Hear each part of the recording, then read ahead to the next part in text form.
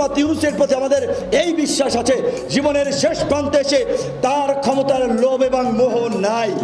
তার যে মর্যাদা সারা বিশ্বের বিভিন্ন দেশের প্রধানমন্ত্রী রাষ্ট্রপতিদের চেয়ে অনেকের চেয়ে ঊর্ধ্বে। কাজেই অনেকে নির্বাচনের কথা বলছেন। অন্তর্বর্তী সরকারের ইতিমধ্যেই অল্প সময়ে দায়িত্ব নিয়েছে, কাজেই তাদের ভুল ত্রুটি থাকবে।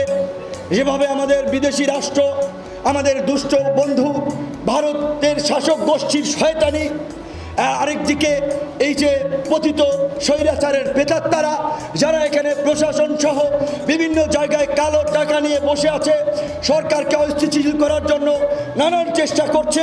সেদিন দেখেছেন সচিবালয় থেকে প্রতিহত করেছি এবং পরিষ্কার ঘোষণা, এই সরকারকে তারা অস্থিতিশীল করতে চেষ্টা করবে, তাদের দাঁত ভাঙা জবাব ছাত্র জনতা নাগরিকরা আমরা সম্মিলিতভাবে দেব।